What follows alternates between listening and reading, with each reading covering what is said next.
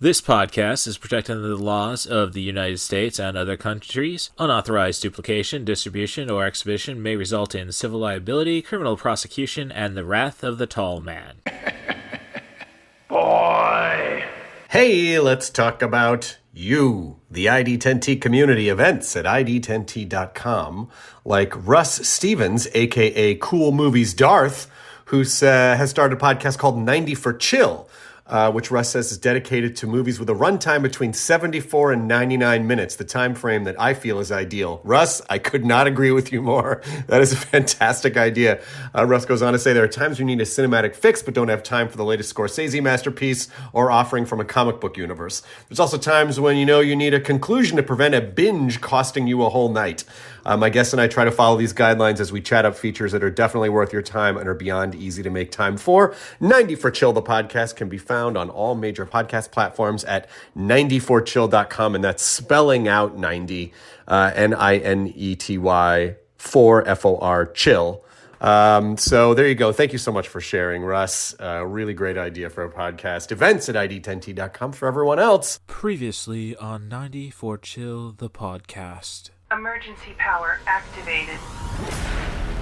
Program destination Centauri 5. Computer, what is our current location? Navigation systems offline. Location unknown. Look out! Brace yourselves! Pull up! Get down. Hello? What was that? There's someone inside the ship. I think he saw us. It's a shame to have to kill such a pretty little thing. We need to get back to the ship. Why did they follow us? Where are they? What do you want from us? No! Complete system failure in 5, 4, 3, 2.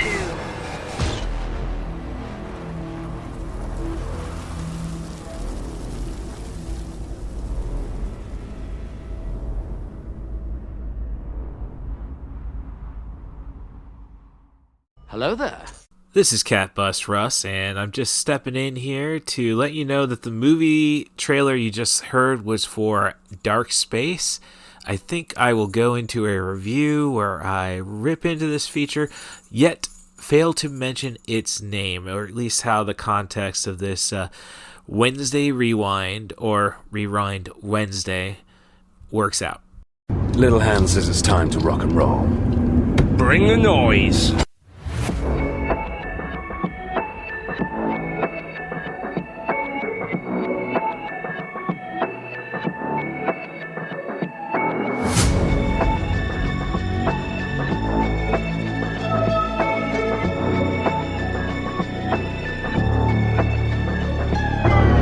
You have to give Phase 4 media credit. They know how to make a trailer sound exciting.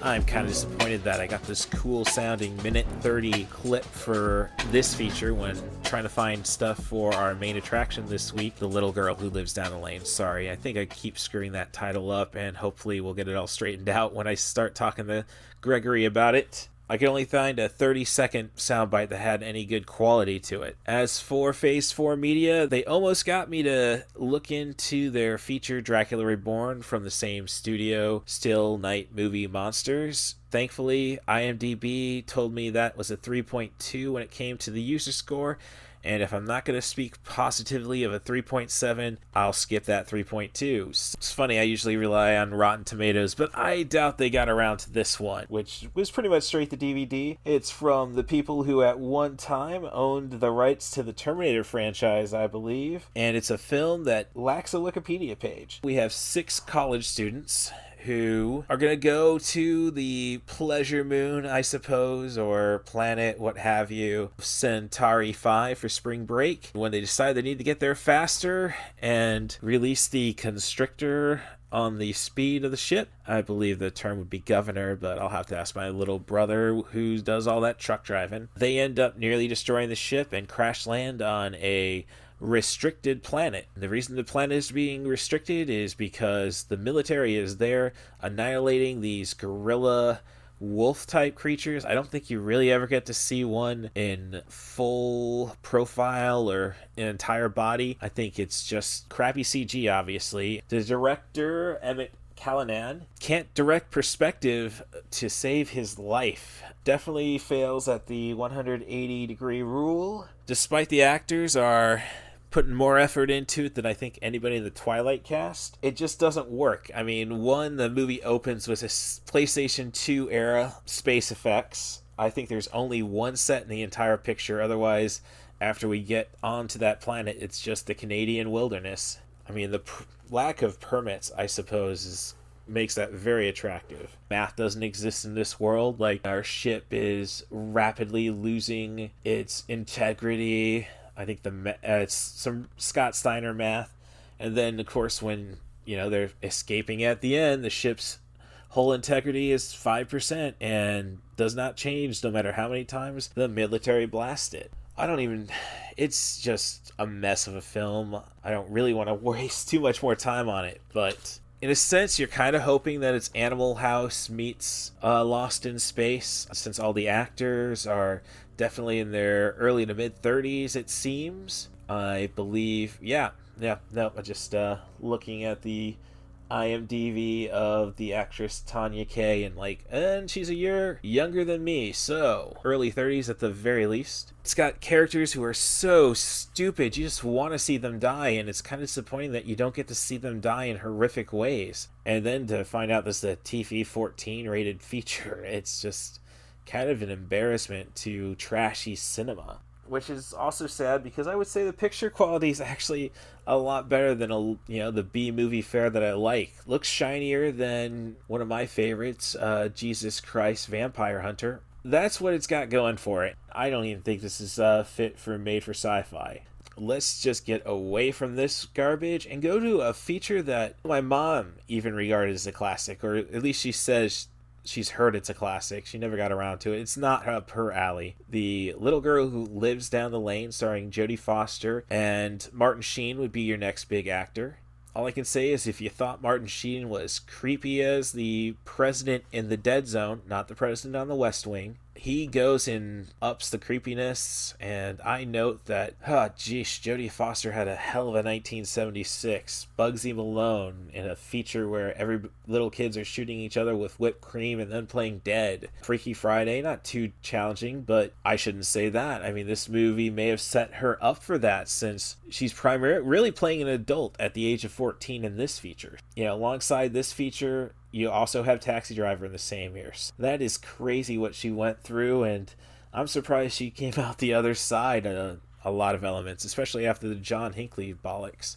Gregory Carl's the one who suggested this feature to me. So he never fails to impress, honestly, with his suggestions. So I might have to look back on the movie Baby. That one just sounded a little too creepy for my taste, but I shouldn't be so judgmental. We're going to get into our conversation. I was getting a little bit on the tipsy side by the end of it. I think I failed to mention how much I appreciate Stacia Hardin and how this podcast is dedicated to her and the impact she had on my life, and I hope still has on everyone else that she's touched. Promotion-wise, I better get to it. Rate and subscribe on Spotify and Apple Podcasts, of course. If you want to talk trash, do that at CatBusRust, my Twitter. It's better than arguing with conservative wackos, except Canadian conservative wackos, especially over this entire truck protest. You can still kind of get somewhere with them, or you might not be getting there, but they're just way too polite. I don't know where us Americans missed the boat there, but I digress. As for this podcast, if you want to be on the show, send me an email to rustthebus07@gmail.com. That's RUSSTHEBUS07@gmail.com. Or get a hold of me on Twitter at CatBusRus, at CATBUSRUSS. Just come up with a movie, a theme, a director, an actor. Just make sure it's under 100 minutes, and I think we have some podcast gold. Just a suggestion, I recently rewatched The Warrior's Way, the 2010 martial arts assassin meets Wild West movie. Jeffrey Rush is your primarily cast actor, despite the fact he's a supporting character. Korean actors are not going to get a break when it comes to billing. I found it to be really cool. Effects might not hold up, but you cut off the credits and it fits our parameters. So without any further ado, let me get to the podcast with Gregory Carl, and I hope to hear from you next week. I hope to have a good report from B-Fest. It looks like that plan is coming through. Things are looking up. Thanks for hanging around for the ride. A little girl, a great big house, all alone, and she wants to keep it that way. Get out of my house! Mrs. Helen, I'm warning you! Her car's in front of the office, but no sign of her. So she never came by, huh? No. Jodie Foster is the little girl who lives down the lane. Next month on MGM HD. This meeting is being recorded. Oh, they changed the voice? I don't know. I got a different voice on my end. It sounded like they were giving you one to inform you and a different one to let me know everything's working. But I guess it's updates, I suppose. So it's been weird with all the job hunting. I've ended up having like a day of 4 days of Zoom calls. I mean, yeah. So granted, I mean, a lot of them for the podcast, but damn, just I didn't think like, why can't they just put a computer screen at my retailer with my face on it and go through the motions that way? A lot safer COVID wise. Really, really suggested once. They really need to make it for the cashiers at retail jobs during COVID to put us up like on a pedestal, say about 10 feet above, and then we just lower a basket to the customers. Handle it Buffalo Bill style. Then what are you going to do when the pulley breaks? Oh, I mean, it'll be all worth it if I get the snap and put the lotion in the effing basket. Like, I think it'd be a lot easier if you just started throwing their items at them. Yeah, but then there's fragileness then. So, like, I've had that before with a coworker who came out from the inventory. Yeah, I got the item for him, and it was a Funko Pop. And just threw it to me. It's like, somebody who collects, probably has close to 500 Funko Pops. Yeah, no, you don't toss those things around.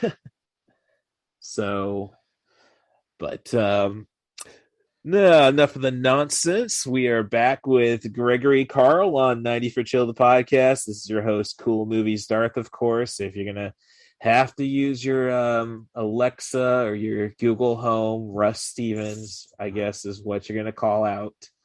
I guess I was the first Russ Stevens to do a podcast. I know there's a lot of there's a handful of Russ Stevens. Like, I think the most famous is an English magician. So I don't know, any other famous Gregory Carls out there? Not to say that you're not famous, Gregory. Oh, no, I'm not famous, and I'm not aware of any other Gregory Carls, but if there were, I would make it my life's duty to hunt them down and claim their power for my own. Yeah, now you're making me want to, like, well, it wasn't a great movie, but I think it was The One with Jet Li and Jason Statham, where I'd have to check the runtime. It shouldn't have been more than 90 minutes. Where Jet Li is bouncing between dimensions to kill off the other Jet Lis and in sense gain their power. And it's to the point where he's down to just one more Jet Li to kill. And since we don't know what will happen if there are no Jet Lis throughout the multiverse, they can't. Oh yeah, he had a long string of forgettable movies there for a while, huh? It was a weird time. Like, I think they give Jackie Chan too much credit, at least domestically. in the United States. Like, oh, he was a box office star for a while. Really? He had Rush Hour and he had the Shanghai movies. Like, I know a lot of people went and saw Rumble in the Bronx. That was the first time they ever really did anything with him stateside or released one of his movies to a national audience theatrically. I mean, the fans have, I mean, he was the biggest action star in the world. There was no question about that. I know he had his own little Nintendo game, even. But now Jet Li, like, okay, and he's broken big. And like he was in Lethal Weapon 4. I mean, I can't really I've heard some good things about Unleashed, and I know Invincible. I mean, he did some Romeo Must Die. Romeo Must Die again, and that's another one of Delroy Lindo, who was also in the one. So I mean, he had some clout for a bit, but yeah, nothing like his Hong Kong work, like Black Mask or my favorite, Master of Tai Chi, better known as Twin Dragons, I think, in the United States, which is a weird title, just since they were selling it as like Twin Dragons as him and Michelle Yeoh, and it's like, or Michelle Yeoh, sorry.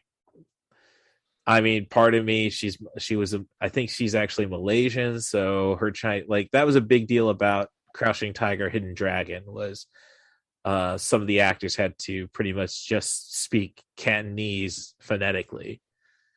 So would have probably worked out better if it was actually done in English. But and there's a weird movie by director Takeshi Miike, who did Audition and Ichi the Killer.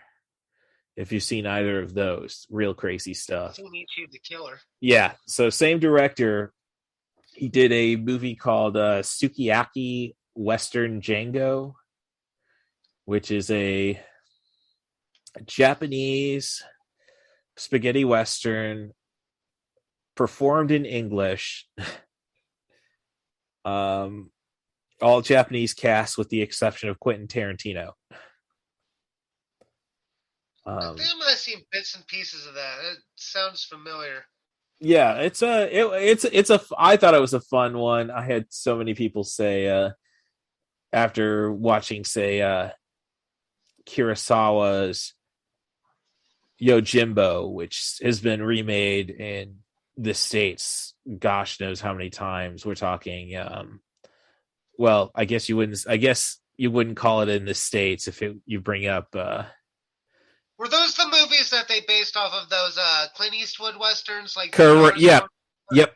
A Fistful of Dollars is directly inspired too. And then if you want to go into more modern times, you have Last Man Standing with Bruce Willis, Christopher Walken, David Patrick Kelly. I mean, to be fair, I mean, it is kind of a classic story. Yes, it is. The bodyguard who's playing both sides. But that's where talking about fun action movies, and that is definitely not what the little girl who lived down the lane, if I pronounce that title correctly. Double checking. That's why we take notes, and that's why for this podcast, a 90-minute movie becomes a 2-hour affair for me. Yes, The Little Girl Who Lives Down the Lane, starring Jodie Foster, and the next biggest name would be Martin Sheen. And I really should look up Martin Sheen's filmography, because the only thing I really can recall him being in the 70s was Apocalypse Now, which obviously he was old enough to have a hard living, but old enough to have a heart attack on that movie. Let's see, Martin Sheen, born 1940. Oh, I guess he had Badlands. I mean, he was a. I'm sorry. Spawn. Oh yes, well that's the more modern stuff. But I'm saying I was I mean, Apocalypse Now is what he's going to be best remembered for, and The West Wing. I'm sorry, can't exclude that. Obviously, I'm just trying to see, like, he had Badlands in '73, and this movie is '76, I believe. Yeah, because it was like a very weird. Jodie Foster had a weird 1976. She had Freaky Friday, and I know there was a. Oh, geez. No, I don't want to see when he played himself. Archive footage. Come on, Martin Sheen. Producer, no. Actor. Okay. As the World Turns, Route 66. They could see. Oh, he was an established TV star, actually. That's how he started.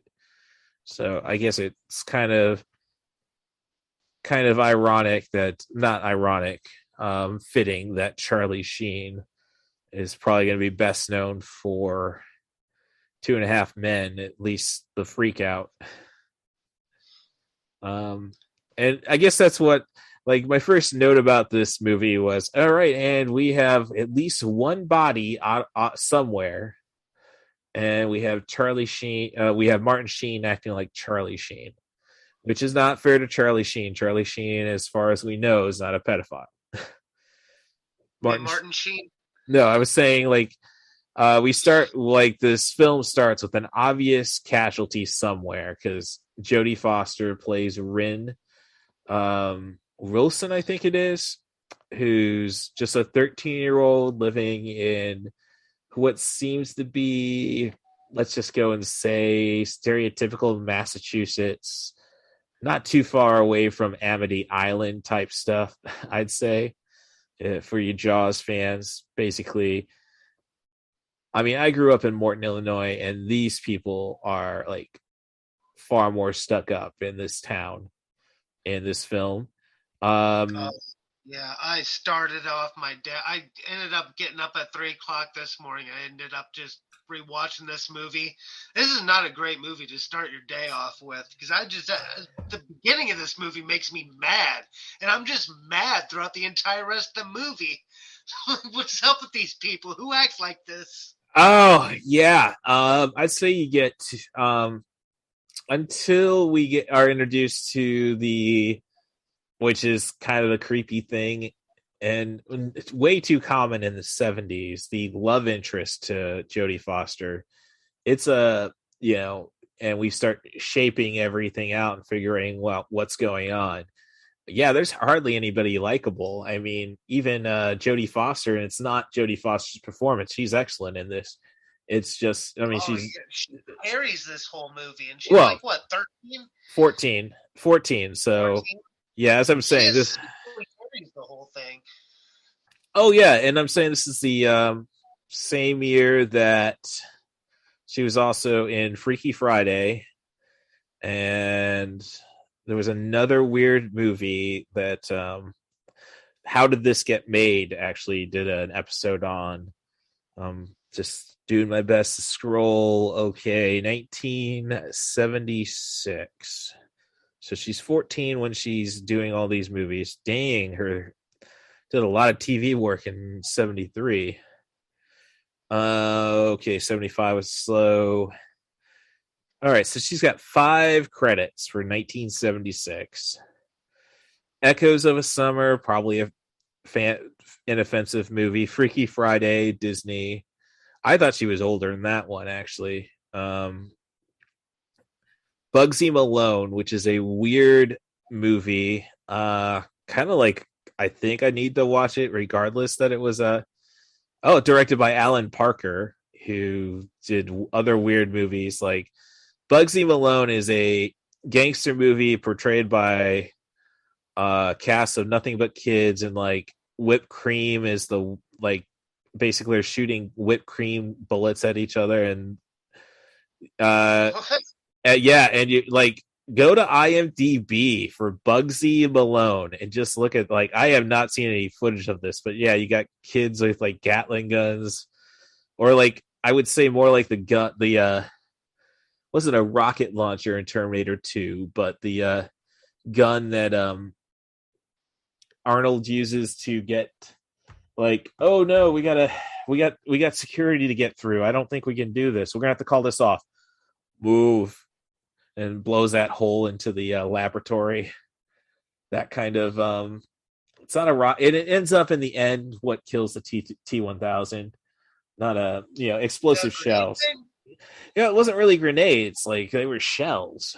But yeah, I'm just seeing these kids get wasted with this gun. Of course, all you see is whipped cream hit him. The movie's a musical, Bugsy Malone. Directed by Alan Parker, who's directed, I think, Evita was probably his last famous movie. He also did the movie that I talk about. I try to introduce people to called Angel Heart, which is a movie where Robert De Niro plays Louis Cypher, and he's basically taunting Mickey Rourke as a PI. Yeah, we talk about it on the Michael. I tried talking to Michael Dubois about it when we did the Ready or Not podcast, since that movie's got that Satanist undertone. Yeah, so real weird director. And as I say, so she did that movie, Bugsy Malone, and then her two dramas, I guess you would say, would be The Little Girl Who Lived Down the Lane and Taxi Driver. That was her 1976, 5 movies. And like, I mean, it's probably not an appropriate thing to say, but when you're being heavy dramas, yeah, when you're being stalked by a pedophile Martin Sheen character, and of course Travis Bickle, who wasn't stalking her, but decided she was under a Taxi Driver, wasn't she? Yes, she was. Yeah, basically, Travis Bickle, played by De Niro, is trying to protect her. And of course, his own demented way. Like, say, so yeah, that's a pretty intense 76. That's a pretty intense 14. And if those are the men you're at, the character, the people, what men are that are being introduced to you at that age. And I granted characters and such, I can understand, like, yeah, I would probably be looking for alternatives. Since I mean, this movie definitely shows some differences in the years, because they're very like, yeah, just stay away from that guy in this movie. Yeah, it would be a totally different story. Right. Well, it's a rich town, and sadly, I hope it's changed over the last say 15 years since I've kind of been growing up. I guess you could say I've been an adult for 16 of my 16 of my 42. So but I know I have a lot of friends who are in the exotic dancing business, and I've heard a lot of stories, and it's like, and I've met some of those parents, and who a degree of complacency, like, well, that's just how it happens, and like, what, we're gonna go and throw him away? Like, yeah, you should. I mean, something. Yeah. I don't mean to jump like too far ahead or nothing, but I mean, it sounded like this dude like was getting away with some pretty blatant shit. Oh yeah. So the movie is about little Rin, a 13-year-old girl whose father is a poet, living. You can definitely tell she's living on her own in the stuck up Northeast. That's why I'm saying Massachusetts, like Kennedy bullshit. Despite the Kennedys were, well, I think they're probably on the money though, because they had to have been close to a coast. Right. Yes, because that plays into it. But eventually, people start wondering, what the hell is this girl doing? She's not showing up to school. She's very off-putting, to say the least. And you have so we're trying to figure out what's going on with her, and the two people who've taken the most interest in her are Martin Sheen's character, who's a son of pretty much the richest woman in the town, who has been covering for him for the past God knows how many years.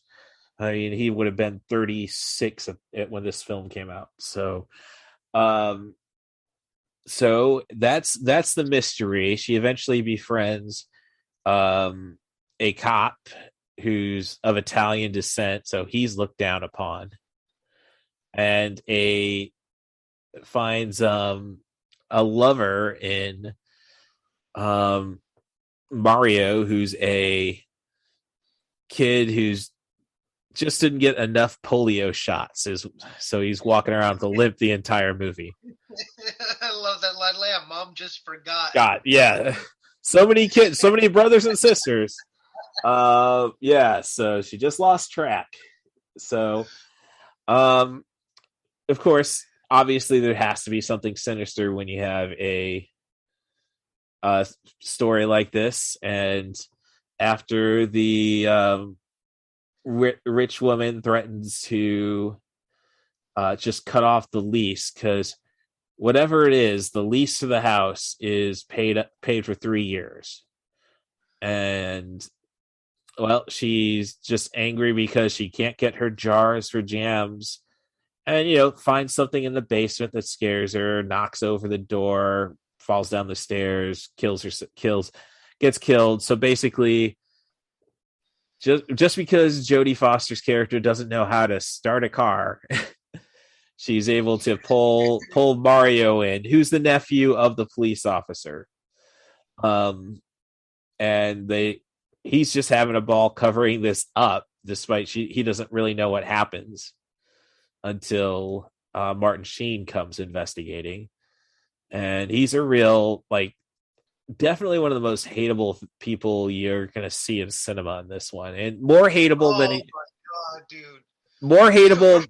More hateable than he was in The Dead Zone, the Stephen King adaptation, where he is essentially, if he's elected president, he is going to blow up the world. So just the way he forces his way into the house at the beginning of the movie. Oh yeah, and total power play. He's doing his best for the total power plays, walking in with mud. Oh, it's your birthday? Oh, and spanks Jodie Foster. She freaks out. It's no, it's an American tradition, because they've been living abroad. We do know that Jodie Foster and her father had been living in England. So, once He's me so angry watching that shit. What the smack? Yeah, no, it's just as I say, until things finally kind of stabilize after we kill his mother. It's a very hard movie to find anybody to relate to, because, as I say, Jodie Foster's character is essentially acting like an adult, and I don't want to. Well, and as I say, we already know there's a casualty the moment the movie starts, and let's just say the casualty is her father, who is dying. We find out is dying of an illness. Who's so impressed by his daughter's maturity and determined to make sure she's free, goes and rents this house for 3 years, paid up front. He's a famous poet, so he's gonna do it. And at some point, when we find out that he was dying, and that he studied the coastal waters, how everything goes in and out. Basically, one day gives his daughter a bottle of potassium cyanide in the event that her deadbeat mother comes into her life again, and just walks off into the sea, knowing that his body is not going to be recovered. I love it. I mean, yeah, it's there's not a lot of there's there's virtually no violence in this movie except to a hamster, which again makes Martin Sheen the most hateable. This is the most hateable Martin Sheen you're ever going to see. Yeah, it's like I did miss the whole illness part though. Like I had imagined like he was like more like the Bukowski type. oh, he would have that one would be drinking yourself to death essentially. Which is Well, I mean, they had like wine and stuff. He could have gotten drunk on wine. I missed the illness thing. Oh yeah, no, it's all pretty much laid out. Like once the Mario character is exposed to the story, basically starts the covering up, even of the people who have died. All you can say is that Rin has only murdered one person so far.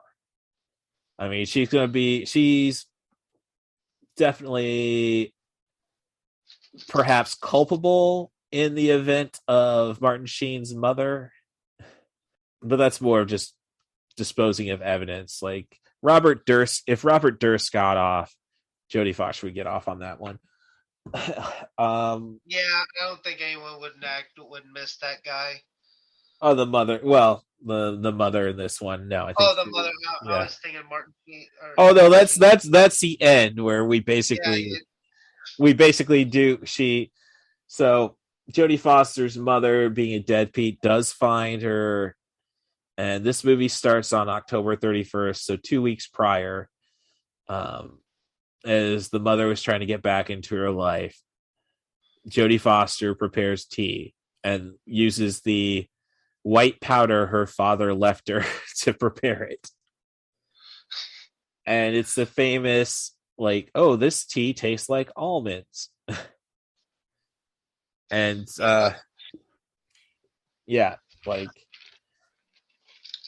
surprisingly it doesn't sound overly painful. I guess when you watch movies like Arsenic and Old Lace, it's not that bad a way to go if it works right. Because then of course you have the James Bond movie Skyfall with Javier Bardem's character, who's out for revenge against the MI6 and primarily the leader of MI6M. And as he's in prison, he at one point, oh, do you know what happens when potassium cyanide doesn't work? And he just basically removes pretty much his entire jaw to show you what can happen. Sweet. Yeah, well, I mean, I'm over exaggerating it a bit, but he's pulling out pretty much any kind of structure that would make his allow him to eat. And a little more. Not the origin story of Jaws, then. No. Nope, they didn't get around to that in the Daniel Craig movies. So because it's basically its own James Bond franchise. If anybody's interested, I don't know. I mean, it might be. We're 2 weeks down the road, but it was $12.99 as of the 26th of January 2022 on iTunes. So I finally grabbed it. Not Tomorrow. I think it's No Time to Die. In case I said Tomorrow Never Dies, that's not one really worth it. So yeah, and I mean this is definitely a 70s movie on top of everything. It's definitely got this what they call New Hollywood vibe. It's very independently made. I would imagine it was, if it wasn't for the snow and everything, it could have been shot in about a month. I mean, Jodie Foster did 5 movies in 1976, so I like how it kind of lets you fill in some blanks too. Like it doesn't just tell you like everything. It just gives you some details and you kind of get it and you kind of fill in the blanks. I'm just kind of stuck on like how much of a piece of crap was her dad, man. Like her mom, like sure, maybe she was a deadbeat, but he just straight up walked into the ocean and left her cyanide. Like, hey, if she shows up, be a murderer. It's not about murder. It's about defending yourself. It's not really, I mean, if anything, he's a great father, at least when it comes to fatherly goals. He's instilled all of his. Not actually being around.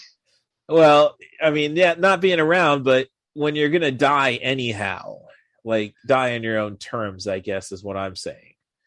Like, Oh no, he's also a poet too. Like he might have been overly dramatic.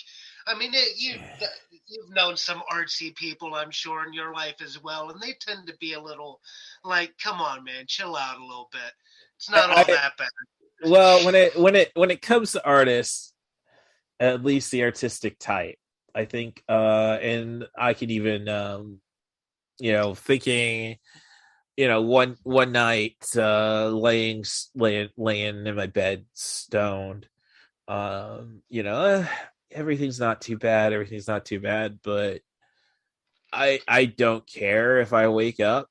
Like, I mean, I said it to somebody. Some girl I was flirting with. And we're just having conversation. It's like, I mean, look, I got a video game made. As far as I'm concerned, I was a member of the Cubs organization for a day. I've cockblocked Billy Corgan at a wrestling show. I mean, I really, is it gonna get better? So, yeah, no. So the artistic element, and I guess it's a good thing I haven't bred, because no, I can totally romanticize about this. Like, I'm one of those guys who, yeah, Hunter S. Thompson, yet you did what was right, blowing your brains out because you set standards for yourself. No, you pretty metal walking into the ocean like that. Yeah.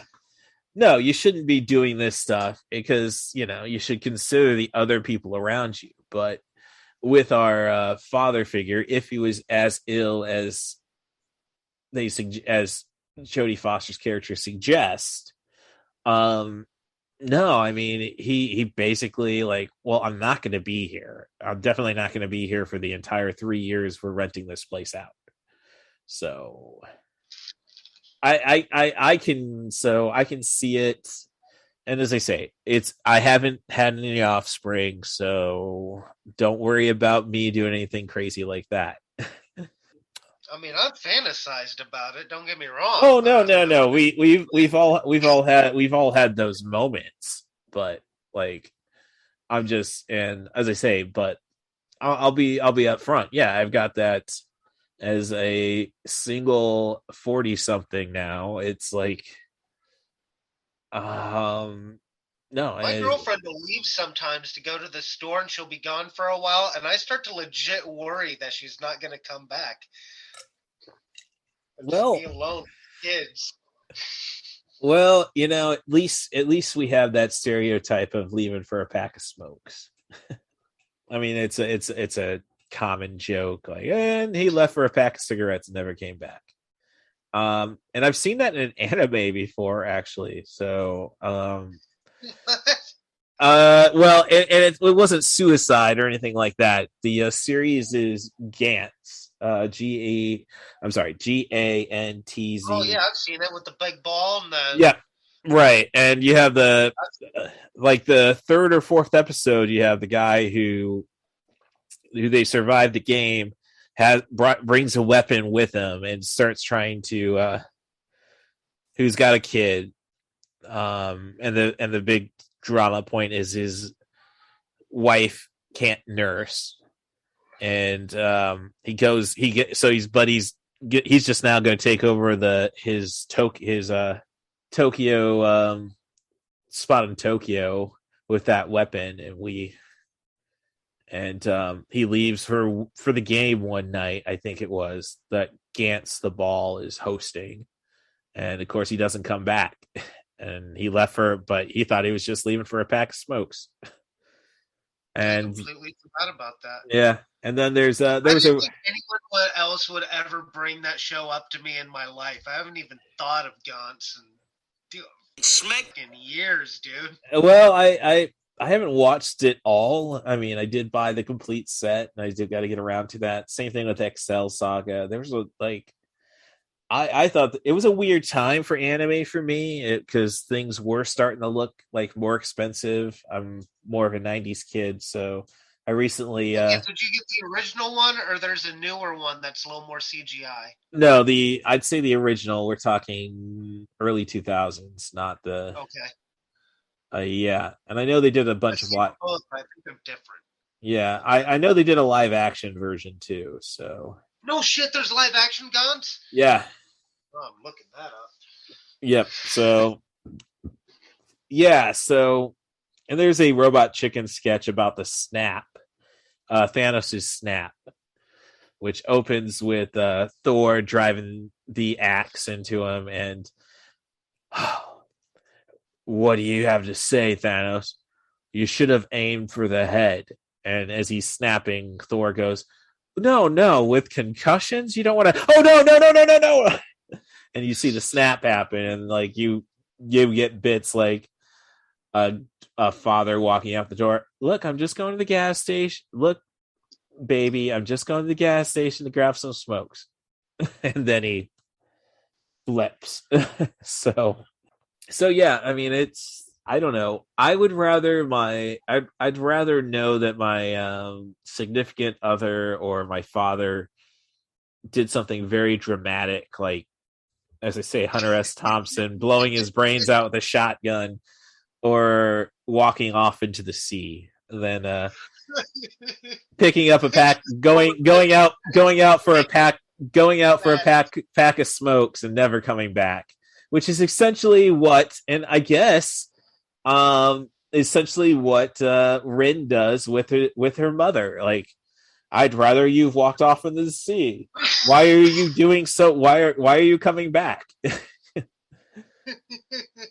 Did you at least bring the smokes? Like, come on.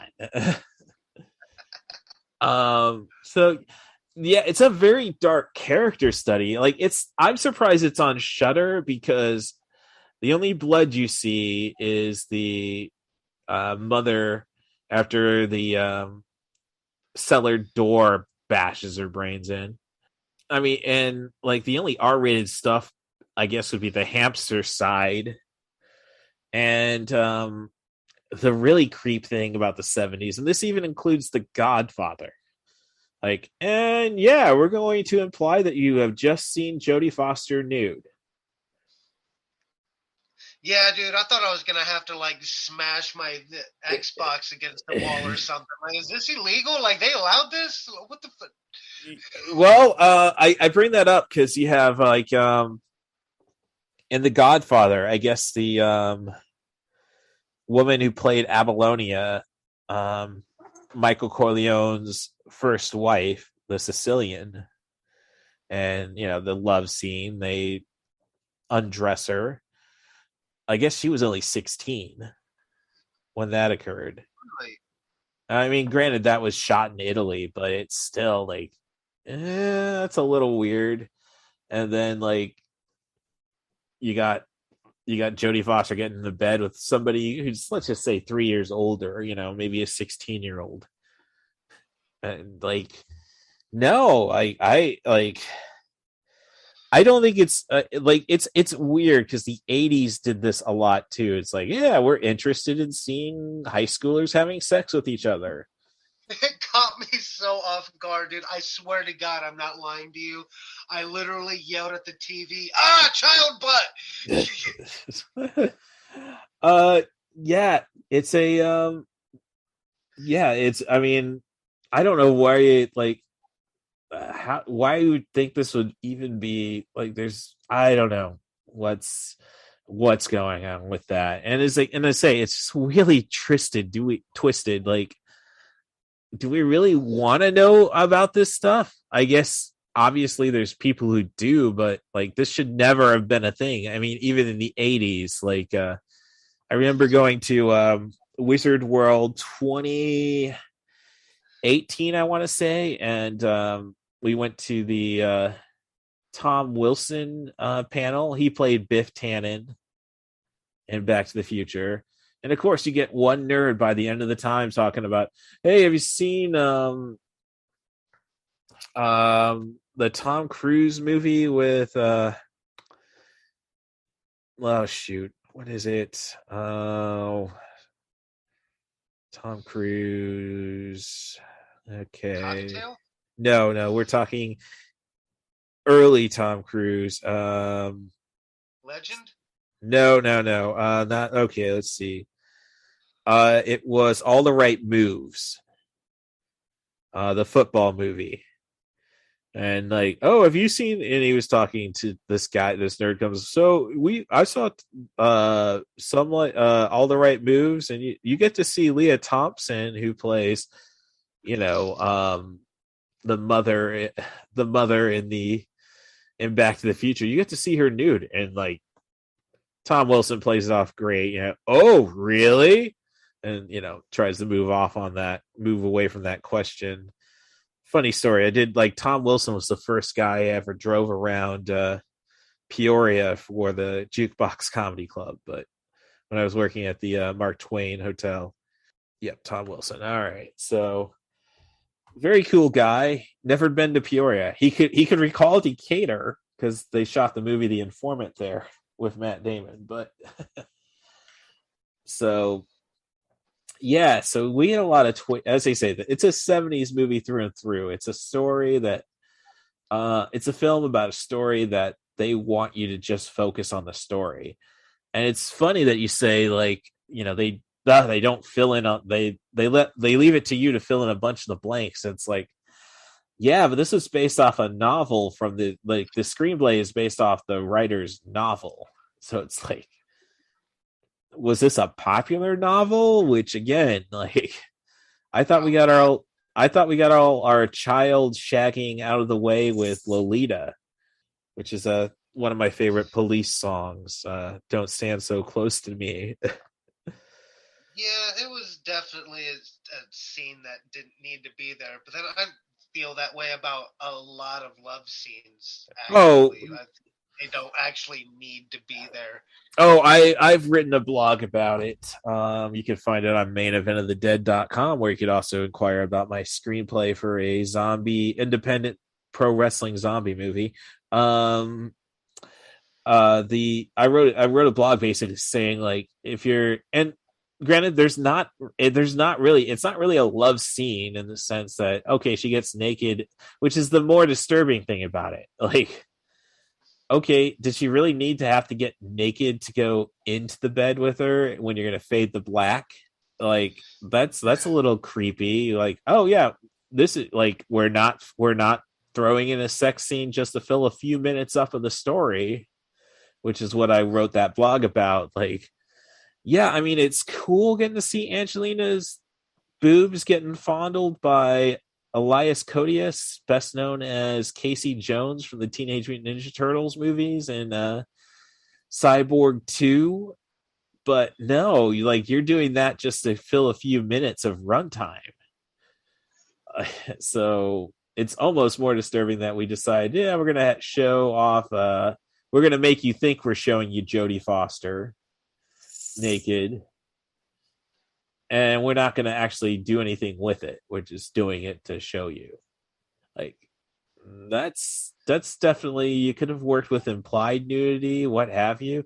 I mean, that's the reason this movie's a rated R. I mean, the story is pretty dark and twisted, as I'm just got it playing in the background as a visual, and Martin Sheen's about to kill a hamster. Like, it's as I say, it's a product of its time. But with that said, though, I think the kind of story, and I've seen a lot of movies miss the mark with it. Recently watched a Katie Holmes movie from 2002 called Abandon, which, yeah, they that one really missed the mark with psychosis and smart people. Let's see. Okay. I mean, with the age of, like, it'd be an interesting movie to see be remade just because of the and brought up to a modern time, just to see how well you could pull this con off in a in the information era we're in. I mean, it really serves as more of a character study, honestly. Like, because I have met girls who are definitely like feel like they've been forced into adulthood at a real early age. Like my best friend was a high school dropout because it was going to be too much trouble to stay in school. I mean, and her dad's crazy and her mom was a drug dealer.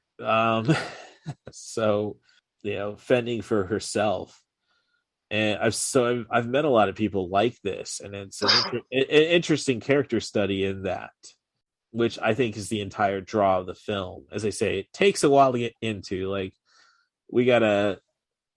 Oh man, we did not really. Do we really have to see the cigarette go into the hamster? I agree, hamster thrown in the fire. Yeah, we have to see that visual, but damn.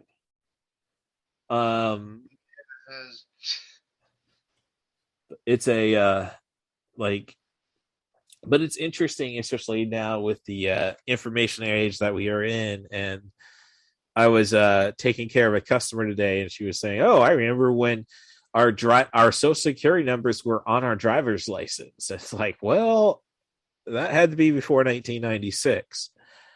But we didn't have anything that we could.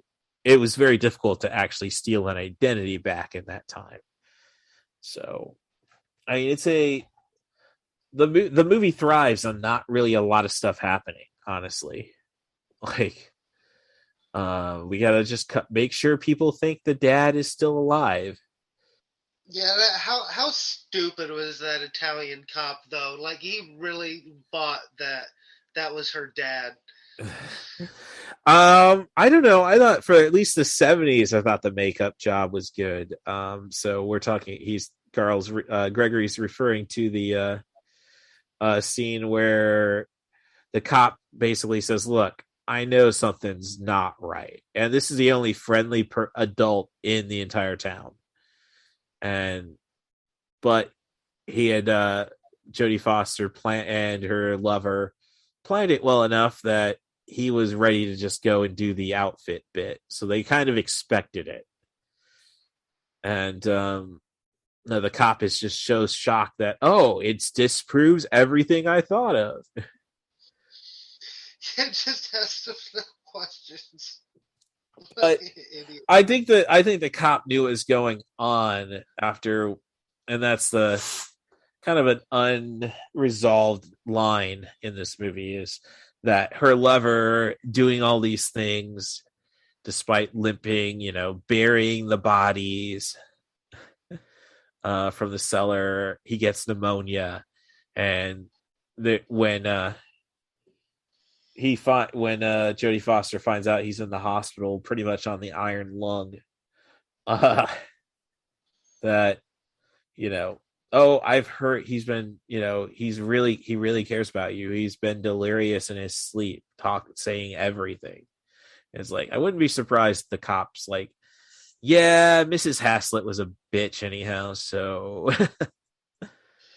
mocked me for not being a fifth generation American, So I think a lot of people are probably. It'd be interesting to see how the town was reacting, I suppose, to the banker from the old woman from Gremlins who gets thrown out of her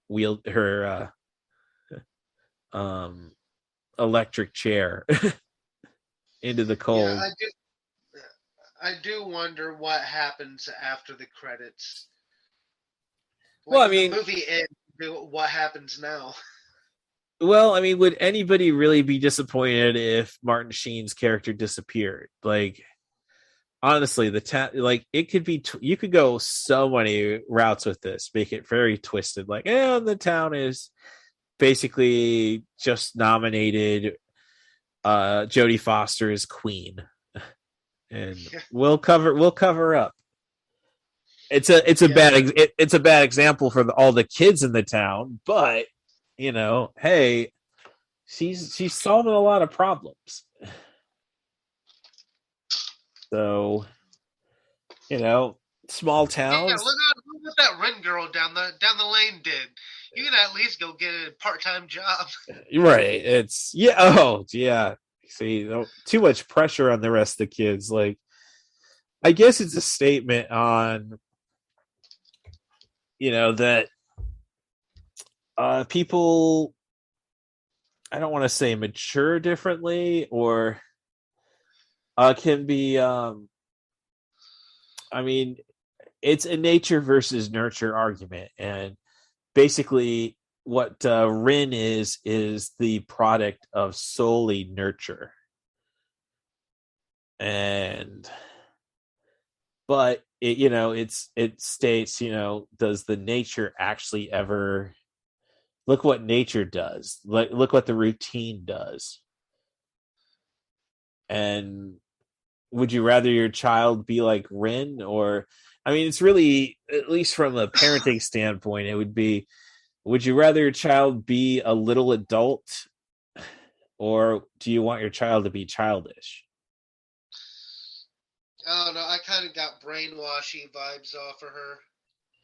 Well, you say, but again, it's as I say, it's not like I haven't, like, my friend, her father is nuts. I mean, he was a schizophrenic, probably still is, I hope. I mean, I don't wish death upon anybody.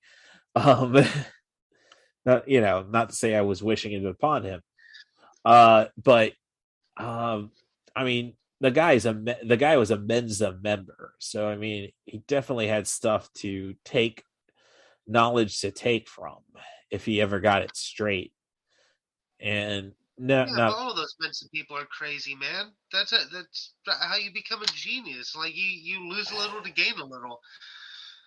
well. I mean, that's just going to further drive me nuts, because it's like, come on, okay, Enjoy this the does. sanity way on it. I mean, Yeah, I do kind of get those vibes. Like I almost kind of feel like maybe her dad like kind of brainwashed her a little bit because she has got like this like brainwashy like kind of culty like vibe to her. well, she's as I say, she's gone. It's gone full adult already, and I wouldn't say a culty brainwash vibe. As I say, it's just she's been told she's been, and I guess you could say, well, that's brainwashing, but she's basically been raised by him to be smart, to be independent, to rely on yourself. To poison your mother when she come out if she ever finds you. I'd have to talk You to. left poison for her, Russ. I'd have to talk. I'd have to talk to my mother, or maybe have her watch this movie. And I don't know. I don't know if she saw this movie. She would have been 20. I think moms would dig this movie. Okay. I'm gonna throw that out there. All of our moms would probably love this movie. All right, because my mom came from a home where I never met my her father because of how big of a dick he was to the family. And so it's kind of like, well, what if, mom? Like, and believe me, it's a totally different dynamic than this. My grandma was trying to hold the family together, and I see, like, I could go and psychoanalyze my mom all day. Good woman, who's probably wouldn't leave you alone at 13. Probably not, but in a sense, like, you see, that's just where, as I say, I could go into the psychoanalytical side. Like, she was a devoted mother, but as she is, but like, yeah, I'm basically, I better, like, half the time I worry about, like, oh, after the bank job, the bank drama I'm going through, it's like, well, that might have a case. I've got some ideas, but then it's like, all it takes is like a public hearing and the guy reading my blogs, and it's like, oh, you said all this, and you were pretty clear that this was who you were talking about then. Why is it different with the bank? Funny when you says it. Yeah, it's so, yeah, but I'm just saying, it's a I don't know. It's I guess the big thing about it is it's more of a. I guess it could be more interpreted as a feminist tale, and basically telling us that the child, if raised well enough, neither needs a father or a mother. And if anything, the moral of the movie is you still can't make it on your own. Because as we don't know what happens to Mario. I mean, he's, as his uncle said, the cop, well, if it wasn't for the antibiotics, he'd be dead from pneumonia. Yep. So No basically, matter what, you still need someone to start the car, huh? well, that's there's those little conveniences, but you just can't isolate yourself and be only on your own, is the lesson that Rin learns in this movie. And too bad she's got to kill everybody who too bad that she's got to kill half the people in her life to still keep the right balance. I think the tagline of the movie is, ask Rin Wilson no questions, she'll tell you no lies. Ask questions and somebody will die. I'm living with the Migliortis now. Migliorti, yes. With the Migliortis now. So it's a incredible, like, it's a, no question, it is, like, now I'm just thinking, like, I own a copy of Taxi Driver, one of those, like, oh, it's cheap right now, special edition, yeah, I'll buy it. Never opened it. And you got to be careful with that, because I once bought a copy of The Producers, the original, with Gene Wilder, and I open it up. It's supposed to be the 2-disc special edition. Bought it from a $5 bin, no disc. And of course, this is years after I actually made the purchase. So, currently fighting with Funimation over where's my digital code, my digital code for The Girl Who Leapt Through Time. Like, there's no indication that was ever supposed to expire. Granted, I mean, I pick a lot of fights just for the sake of picking fights. I hate to say it. I don't think I'm petty. Believe me, if I was petty, my former employer would burn. But in a figurative sense, but I can once this, as I say, it's a tough first act to get through, I think, is the big thing to take away from this movie. Like, because again, Jodie Foster is playing an adult pretty much the entire film, and it's not comforting at all. So yeah, she's an unnerving little girl. Yes, really, that's something I said. Like, I could see this. Like, okay, she's 13 here. 1991 is 15 years later, so she'd be 28. I could see this being the story of Clarice Starling. Like, her name was Clarice. Her. Yeah, I mean, her father died. I mean, in a kind of noble sense. Like, he died so that she may live in this movie, and Clarice's father died, in the line of duty. So, like, I would say Rin needs Hannibal Lecter in her life. Why, she needs to be eaten? No, Hannibal. No, like, it's one of the finer points of Hannibal. Like, in Silence of the Lambs. Show her what to do with the bodies?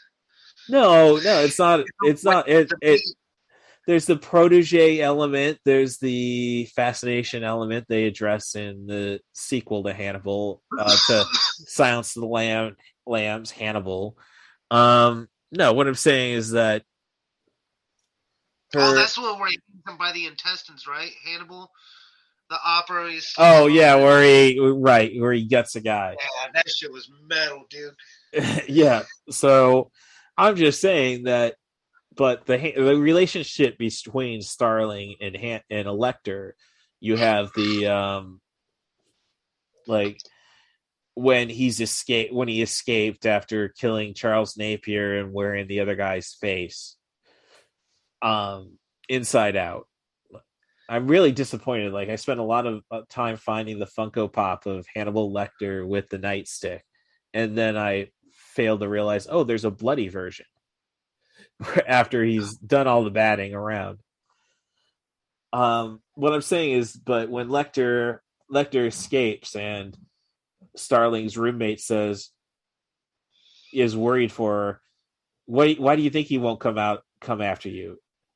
Don't ask me that. He would just consider it rude.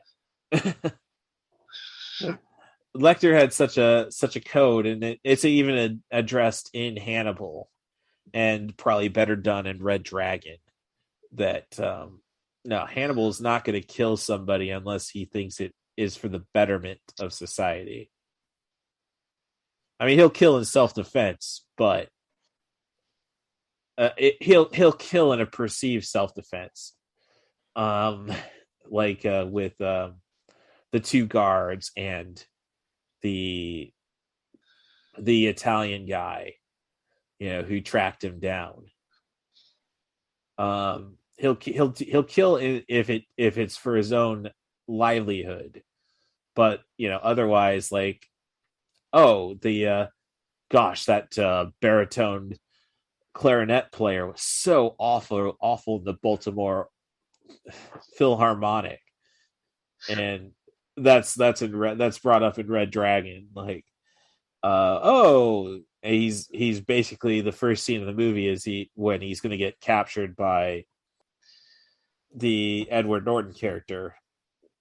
It's like he's actually feeding the sponsors of the Philharmonic Orchestra in Baltimore the baritone player. So the baritone clarinet player, if baritone clarinet is a thing, Allie from Alex Accessory Shop on Etsy, she can let me know.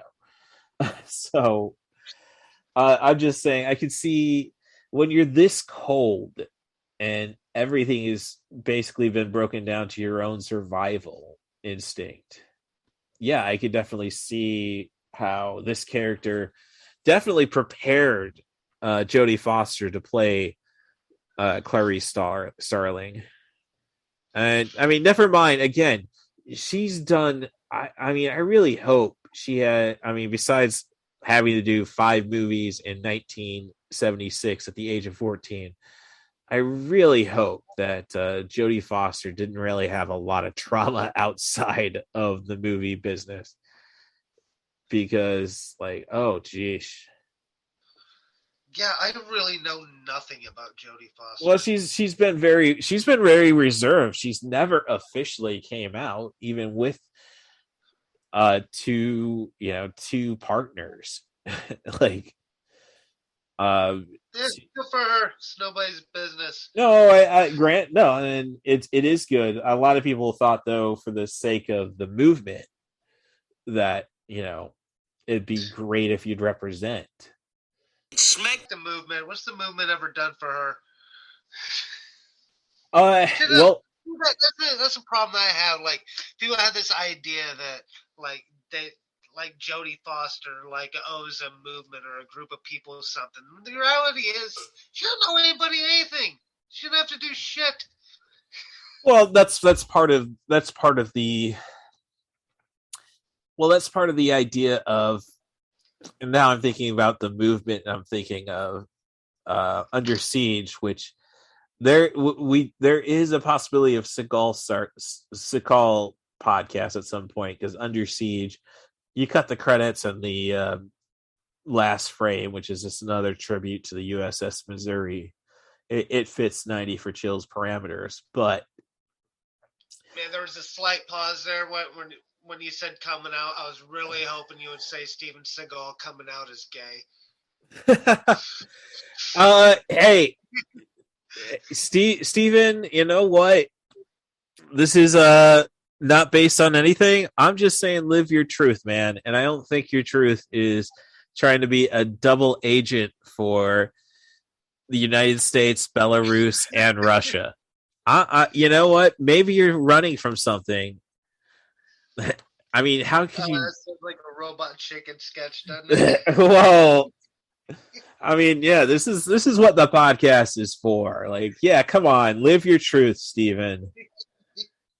Never mind. I think he's friends with Frank Dukes. Frank Dukes, Bloodsport, the guy the movie is based off of, allegedly. Which again, I don't want to mess with Frank Dukes because I know he can do the coin trick, and I know he can do the dim mock. So, as Joey Styles said about New Jack.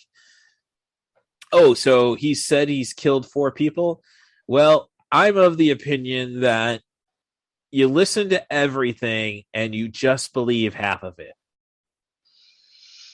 So Joey Styles thinks he's killed 2 people. New Jack killed 2 people. So I mean, we know he attempted a murder with a Vic Grimes, but otherwise, yeah, I did a podcast a while back about New Jack, and after it was done, the host said, like, yeah, I thought this subject would be funny. It turns out that it wasn't. Like, I don't know, man. I thought it was pretty funny. I don't think it's not like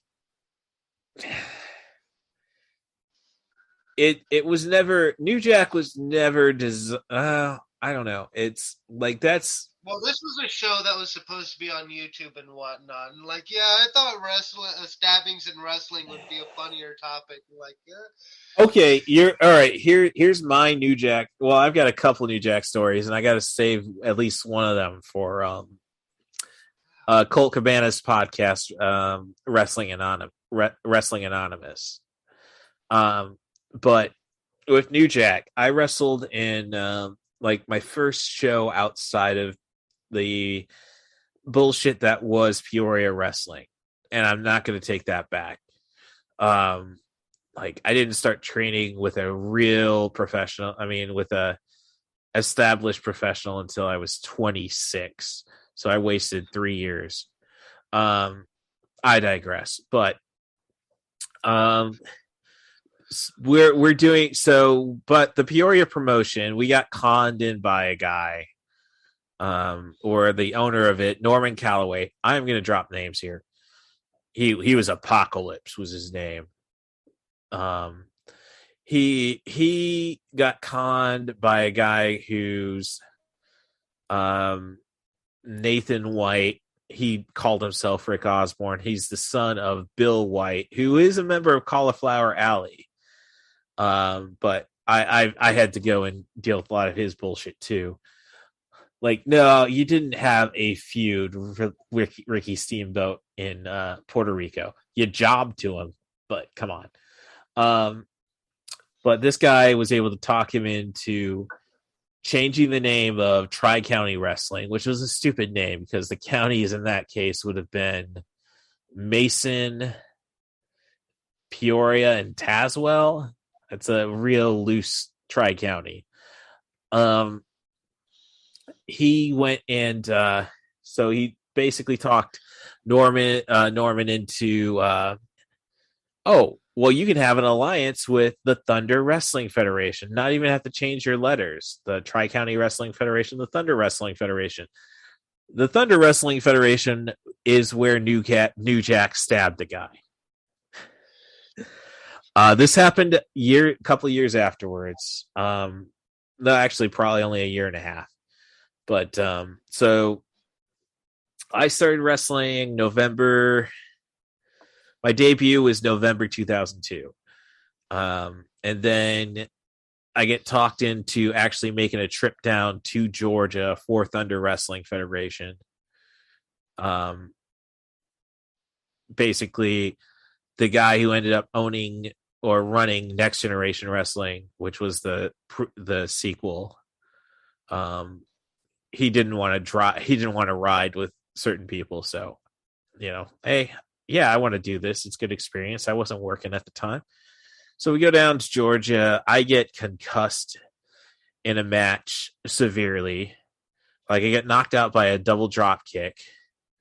And then the guys thought, well, he was able to tag himself back in. He must be fine.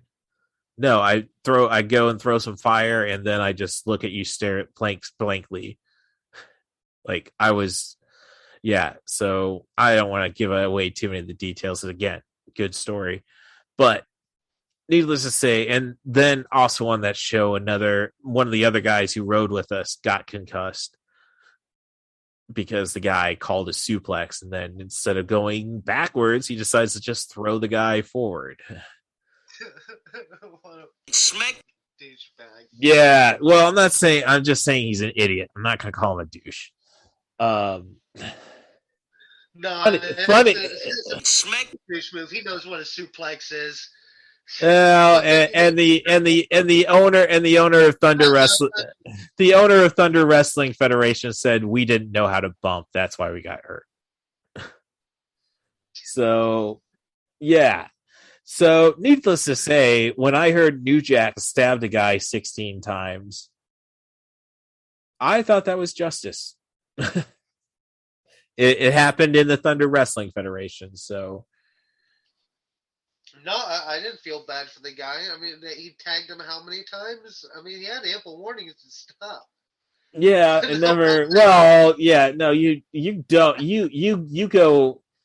Unless you trust the guy, you go as soft as all hell if you think a guy has a reputation. Yeah, no. I've been concussed by Ian Rotten and screwed up because I got concussed. I just want to get to the back, and it's like I powdered and just tried to get to the back, and it's like you didn't sell for him. He didn't give you that hepatitis, did he? I'm sorry? Ian Rotten? Ian Rotten. Didn't he have hepatitis and like works at Taco Bell or some shit now? I don't know. He's still IWA is still running. IWA Mid-South still running. No, I know he's a diabetic, but I thought it was one of the Rottens. May have been Axel. I don't know. I don't have. I got Ian Rotten stories. I mean, it was from a while back. Like one of them, they had a show in a barn. Well, and, Ian ran all his shows out of the barn down in Southern Kentucky. No, I know that. I know the story of the barns. I mean, Punk and Hero went 90 minutes in the barn. So no, I'm from. There was a lot of fun. Some people got sick. It was a few years ago. Oh well, I don't know. I haven't. You see, I haven't ran into Ian in. Last time I ran into Ian was 13 years ago now. So, and no, did a tryout match for IWA because at that time Ian was always looking for buildings. So he ended up in Bellevue, Illinois, just outside Peoria, and he was doing tryout shows. And I wrestled on one. He dug the guy who, like, my opponent really should grab that notebook with his name. The name wasn't really anything remarkable, but good superstar Billy Graham gimmick. Guy flew in from Toronto to do the show. I hope he flew. Well, I don't know. I hope he didn't fly. It's not that long. I mean, it's an 8-hour drive, but what have you. He came in from Canada to do a tryout match in Peoria for IWA. This isn't the IWA of CM Punk. We had our match. Ian loved the gimmick on him, and then he turned to me and said, "Look, it wasn't bad. What you do isn't bad. It's just, but I'm not saying it's that good." And then I hear you got a big mouth, and I don't have a big mouth. I have a heart. I am very harsh, but I guess it brings us back to this movie. Don't ask me, don't ask me any questions. I'll tell you no lies. If you ask a question, I'm gonna burn something. Be it Peoria Wrestling or like. How dare that carnival goof disrespect you like that? Oh no, I honestly, my history with Ian, I thought that was a compliment. In all honesty, like, hey, we're to the point where, all right, you appreciate what I did. I might not, I might not be somebody who's going to draw you money, but hey, you don't see money in me. I give you that, but hey, at least you know I can do it. Which Ian Rotten's the draw. Ian wasn't on the show. Ian knows he's not a draw. I think, I think he grew out of it by the time he actually had people like Punk, Jimmy Jacobs, Tyler Black. Once those people came through, I mean, once young talent was established, Ian's all right. But I'm saying, I mean, I got Ian Rotten stories to boot, so I'm not gonna, again. Who knows? I've got Ian Rotten jokes just from watching wrestling. Yeah, no, he's an easy. I don't know personally. No, he doesn't do himself any favors. But I will say, if the WWE Network still has it, look for the Taipei Death Match with him and Axel Rotten. Just saw that a while back. That's I call that one the fight over the Ferris wheel. Fight over the Ferris wheel. I get it. Yeah. In my head, it was booked to where that there are two carnies fighting over who can run the wheel. You see, I can't really talk too much about Axel. I didn't know Axel at all, so I think I may have ran into him at one show. I don't either. Hey, Ian Rotten, shine on, you crazy diamond. I mean, I've met Balls Mahoney, Tommy Dreamer. That's a guy I would have loved to meet, dude. Balls Mahoney looked like he'd be a good time. Oh, listen to the Art of Wrestling with Colt Cabana. There's plenty of Balls Mahoney stories.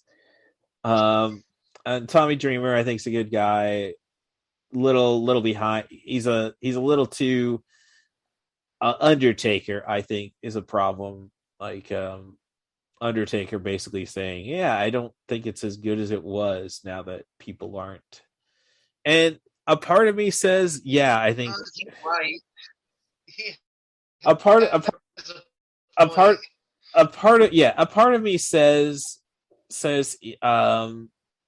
like, I was my way to professional wrestling was I was started with martial arts at 7. I went into amateur wrestling at 12.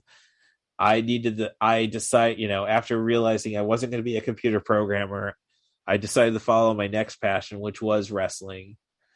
And I thought, to make sure I have a reputation, I fought in tough man contests and boxing. And I get there, and like you mentioned, Dan Gable, the greatest wrestler of all time, and he had the Hall of Fame, the Wrestling Hall of Fame and Professional Wrestling Hall of Fame in Waterloo, Iowa, was named after him. You say Dan Gable and people like, huh? In the locker room, and it's like, you don't, like, come on, people, you got to learn. There's like, I do kind of like the concept of Bill Watts. I think Bill Watts is a racist piece of garbage. Outside of that, and I don't usually agree with, after Mark Madden decided to try giving Ric Flair a platform, I don't usually agree with that guy anymore. But Bill Watts had a rule in Mid-South Wrestling. Like, he encouraged you to get into bar fights. His wrestlers get into bar fights. And if you lost a bar fight, you lost your job, because you're not protecting the business. Smack, yeah. I think, it took a while, but professional wrestling is an art more than it is. Well, it's an art, and it's a sport in the sense that figure skating is a sport. And when it comes down to it, the art is a little more important. It's like why martial arts, like we have mixed martial arts, is like, and we didn't want to be great at one art. We just wanted to beat some ass. Like, Yeah, so it was also very much a product of its time too. yeah. Just like pro wrestling right now is very much a product of now. Like Oh no, talk you're used to be like you earned talking. Like you didn't just talk. Like now, like everybody gets to talk. Back in the day, you had to earn that shit. You earned that mic time. well. It's not an issue of earning mic time. It's an issue of well, that's the thing. Like I can say Now it's for stupid characters and smack and gymnastics. no, I don't. They don't I, do a fight. well, my thing is with well, it's not like I didn't want to do. Well, here's the thing with wrestling. It's like I didn't know. Like when I got in there, I thought, well, I'm gonna have to brawl. I might have to learn how to dive. I wanted to be Bret Hart, and then when you're just screwing around in the ring and you figure out how to do a split-legged moonsault, like, oh, the body, like once you realize that it's dangerous, but once you realize your body can do so much if you just put your mind to it. It like any kind of spot I'm appreciative of. It's like I can go crazy all the time. I can appreciate crazy all the time, and the characters there's what sold professional wrestling to begin with. Like you kept it simple in the day. Gorgeous George was obnoxious, and you wanted to see him get his ass beat, and he'd basically do what he could to avoid doing that. You've seen that. And it's no different than today. I think it's just, as I say, I'm disappointed that you don't have to be tough to be a professional wrestler, and that's even an insult when I say that. It's because you have to be tough. You don't have to be able to beat anybody's ass anymore, and I'm kind of disappointed about that. I mean, Shawn Michaels couldn't. He was a world champion. He got his ass whooped. The stories are conflicting on that one, but Peoria actually is a tough town on wrestlers. Like that's where we stabbed a nasty boy, man. Yeah, so it's a but I don't know. I guess to wrap everything, around obviously the little girl who lived down the lane. I guess my professional, like, I guess I really respect the character because of her. Like, I'm just gonna be real. I mean, you can say she's brainwashed, and I'm just like saying, well, it's a story of nature versus nurture, where you don't get to see any of the nurture, and I think that's probably the disturbing thing about it. Like she is just cold, man. Yeah, and it's ironic, honestly. Now we've gone on that wrestling rant, and she's setting up the tea right now to take care of Martin Sheen. It's like, but it reminds me of the story of how Steve Austin got his moniker. He's not afraid to say it. He's, oh, my wife at the time. I'm trying to think of names that are better than Ice Dagger. And I'm just sitting, and she just puts some tea out and like says, "Oh, come on there, come on, Steven. You gotta drink your tea before it becomes stone cold." Like, so that's a good way to wrap things around, I guess. I mean, this is definitely, I would say, it's a 3-star movie, regardless if you're a 3 out of 4 or a 3 out of 5 guy. Maybe 3.5. It's like Jodie Foster is excellent in it. I mean, she, as you said, she has to carry this entire movie, and it's kind of crazy when you look at that she was essentially a supporting character in Taxi Driver the same year. And even crazier that she was in Freaky Friday, which most people have seen, I think. just, if anything, okay, just imagine everybody was impressed by Lindsay Lohan, I think, in Freaky Friday, the remake. So imagine an actual actress doing that role. So I guess in a sense, though, it's kind of the same because, the entire body swap thing, Jodie Foster's essentially playing an adult in that movie after the swap. I don't know. I mean, it's just, like, I just look at that, and I haven't looked at around her filmography. I know she did a movie with Cherry Darling from the Runaways, if I'm correct. Not too long after. That's something I really, as somebody who professes himself to be a feminist, like, I really do need to do a little more research about the Runaways, the band from the late 70s. Joan Jett was probably the biggest star out of it. Lita Ford. Lita Ford, yeah. She was in it. Cherry Darling, as I say. Okay, that looks a little question. Fox. Yeah, Foxes, 1980. Cherry Curry, I'm sorry, was her name. I think she was the front person of the Runaways, who would have been played by Dakota Fanning. And that's something weird about movies, honestly. And I'll just address it as this movie finishes up. You ever feel creepy about, like, seeing a child actress mature? No, I've never actually followed a child actress. Okay, well, no, that's all right. I'm just gonna throw it out there. So, Christina Ricci, in my case, it's like I always see Wednesday Addams. So, okay. See, I wasn't counting her because I was roughly her age. yeah, no, I'm only she's and I'm feeling all creepy about it. Like, I don't want to see Wednesday Addams in Black Snake Moan getting all naked and shit. Like, that's Wednesday Addams, and it's like eventually I find out, oh, she's about 7 days older than me. I mean, so 1980 all things, and no, you grew up with Wednesday Addams. Yes. So no, it should be cool for me. But I'm just saying, you're not creepy.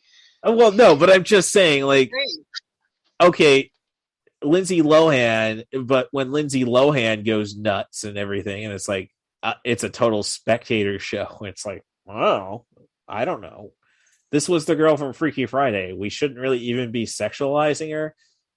And granted, Freaky Friday was, 98 or so. She was, that puts me at least 6 years older than her. And okay, the balance of my range from how much younger I've been with and how much older is pretty wide, but it still feels weird type stuff. Okay, let's bring it up. Let's just bring it back to the Olsen twins. Like, I know in Eli Roth's Cabin Fever, there's a character who has a shirt basically stating the date they were going to turn 18. That kind of creepiness, I guess, is what I'm getting at. And never mind. Yeah, I remember that. Yeah, they're all weird looking too. Yeah, I don't know. I guess I spent so long without cable or nothing. I didn't get Nickelodeon or nothing. So I just I know what iCarly is, but I don't know what any of them look like. No, I couldn't tell you anything like that too. All right, so it's just one of those well, I'm just saying people are like, oh, the Olsen trends are shaping up into something. Like, dude, we've been watching the Olsen twins since 1987. Why are you the closest equivalent would probably be the Catch Me Outside girl. All right, well, that doesn't scream Mason City, no offense. I mean, she's the most recent person I can think of where people were counting down to she would be 18 Like, because she was going to be on OnlyFans. oh, jeez. Okay, that's just awful. That was your immediate thought, especially since she didn't do anything to begin with. Well, I didn't subscribe to it or nothing. No, I didn't. I didn't accuse you of that. I'm just saying, like, dude, she's just a dumb redneck. Well, Like, yeah, I mean, I'm trash. I mean, well, I'm no, I'm not. I don't want to even call you that. like, I don't like her. But no, it's like, I mean, she makes more money than any of us. no. I guess in my case it'd be Farrah Abraham. The only thing I knew about Teen Mom was that and she's doing backdoor porn. Like, no, I don't think I'm gonna be watching. Like that's just gonna screw up my Pornhub searches anyhow. And Farrah Abraham, no, I don't want to watch that. Sheesh. I don't know. Is a hard cut from child actresses to. Yeah. Missed the somewhere along the line. Well, no, I'm just saying. I guess it's just more about that that vibe that like no, they totally I guess it's just like they totally sexualize a 14-year-old in this movie, and it's like what it's kind of like okay, somebody thinks like that. It's like, and we're cool with it. It's like me being somebody who thinks Marty Skrull should be booked. Like, okay, he may have, like, we don't know the true story. We don't know the exact facts about his incident with a 16-year-old when he was 30. We just know that if it wasn't rape, it was technically legal. So, but, until we hear all sides, we shouldn't pass judgment, but that guy can't get booked, and he was a member of the elite. Like, and one of them. Never look at your heroes, folks. Well, I don't know, but I'm just saying it's like, and never mind how many stories we have about, guys in college going in sleeping with high school girls. Like, we're cool with that. Like, we're cool with Luke Wilson and Old School sleeping with Eliza Culvert, who was playing the boss's high school daughter. Like, yeah, man. Yeah, it's just right. I'm just. Look what we did to Britney Spears not even that long ago. Oh no, and that's not like. And I guess that would be the closest to me counting down. I never watched the Mickey Mouse Club, so I feel innocent, but not so innocent. Sorry. No, it's like, yeah, it's just, I guess it's just very creepy, as I say, especially after, as I told you about The Godfather, and even Melanie Griffin, from, best known probably for Something Wild from 1986. Like, she was in a noir movie with Gene Hackman. I can't remember the name of it, but it's like, oh yeah, we're just gonna have Melanie Griffith. She's not 18. She's not getting too sexual. Like, art. Like, no, it's just very, like, there's just so much sleaze, and I guess if anything, that's why this movie is on Shudder, because, as I say, it's not exceptionally horrific. It's just something that's really just taboo, in all honesty. Yeah. So, I mean, it is kind of. I mean, it's kind of scary for her. I mean, she's got this crazy pedophile pervert trying to break into her house, and she's all alone. Yeah, like, she can't fight him off. Oh no, she and is defenseless. Oh no, I get that. It's just like, why are Night Moves was the movie I was talking about with Melanie Griffith. Oh well, Melanie Griffith, sorry. And when you know that movie had James Wood in it, so hey, creeps.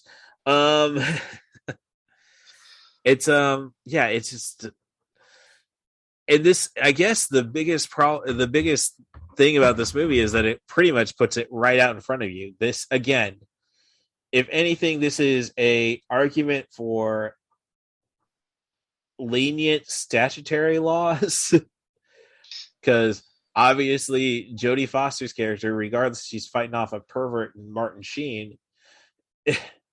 She is far more mature than her age lets on.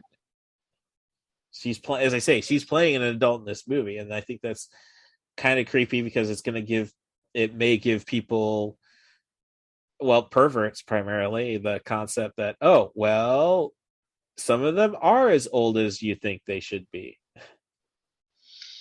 I don't know. This is just kind of inspiring me to watch Lolita just to further investigate this sick stuff. Like, Yeah, this I've heard of that. I've never actually watched it.